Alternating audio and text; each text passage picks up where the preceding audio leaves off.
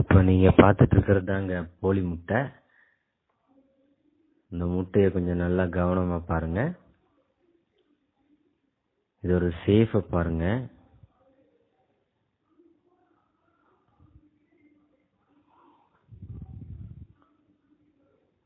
அதோட சேஃப் பார்த்தீங்கன்னாலே உங்களுக்கு தெரியும் எந்த மாதிரி இருக்குன்னு பாருங்க. ஒரு மாதிரி நீளமா நார்மலா வாங்குற முட்டை மாதிரி இதோட சேஃப் இல்லை. இதோட சேஃப் கொஞ்சம் டிஃப்ரெண்டா இருக்கு.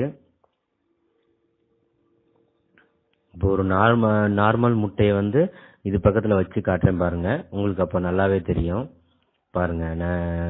நல்ல முட்டையோட சேஃப் எந்த மாதிரி இருக்கு, இந்த முட்டையோட சேஃப் எந்த மாதிரி இருக்குன்னு பாருங்க. ஏன்னா இந்த மாதிரி சைஸ்ல இந்த மாதிரி சேஃப்ல நான் முட்டை இது வரைக்கும் பார்த்ததே இல்லைங்க. அதனாலதான் எங்களுக்கு டவுட் வந்துச்சு இந்த முட்டை மேலேயே. பிளாஸ்டிக் முட்டைன்னு சொல்றாங்களே, அதுவாதான் இருக்குமோன்னு ஒரு டவுட். பாருங்க, சேஃப்ல நல்லாவே டிஃபரன்ஸ் தெரியுது.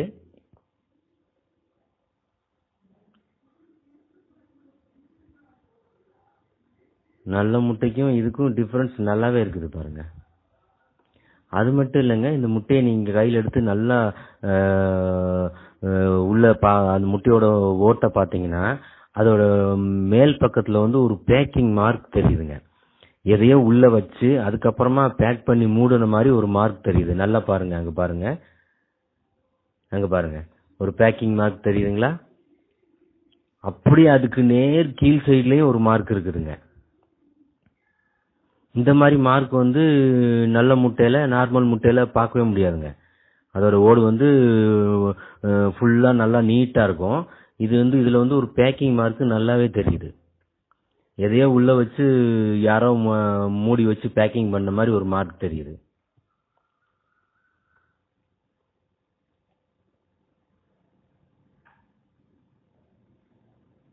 இந்த முட்டையை நல்லா நிறைய டைம் குலுக்கியாச்சுங்க.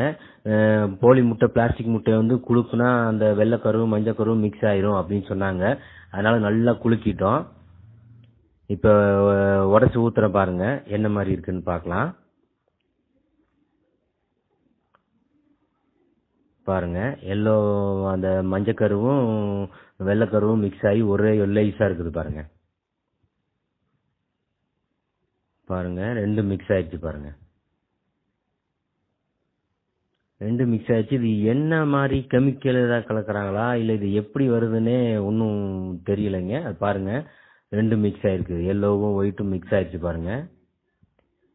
நல்ல முட்டையை இதே மாதிரி இதுக்கு மேலேயே குளிச்சுட்டு இதுக்கு மேலேயே கையில வச்சு நல்லா ஷேக் பண்ணி நல்லா இது பண்ணிட்டோம். அதையும் உடைச்சு ஊத்தலாம். என்ன மாதிரி ஒரு டிஃபரன்ஸ் வருதுன்னு பார்க்கலாம் இருங்க.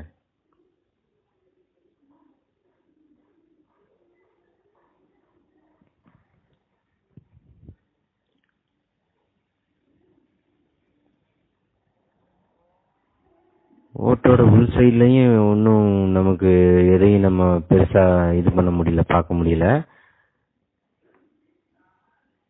ஸ்மெல் பாத்தீங்கன்னா ஒரு டிஃப்ரெண்டான ஒரு ஸ்மெல் வருதுங்க. இதுல ஒரு டிஃப்ரெண்ட் ஸ்மெல் இதுல வருது.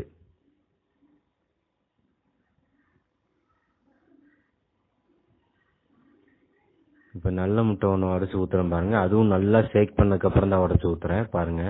அங்க பாருங்க, நல்லா இந்த கோழி முட்டையோட அதிக டைம் அதை ஷேக் பண்ணிருக்கோம். அப்படியே இருக்கு பாருங்க. வெள்ளைக்கரு தனியா மஞ்சக்கரு தனியா அப்படியே இருக்கு. அதே மாதிரி அந்த முட்டையில இருக்கிறதுக்கும் இதுல ஸ்மெல் கிடையாதுங்க. அந்த முட்டையில ஒரு பேட் ஸ்மெல் மாதிரி வருது. இந்த முட்டையில அந்த அளவுக்குள்ள ஸ்மெல் இல்ல.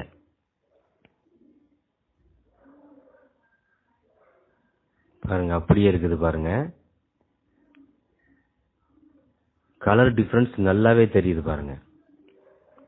அதோட கலருக்கும் இதோட கலருக்கும் எவ்வளவு டிஃபரன்ஸ் இருக்கு பாருங்க.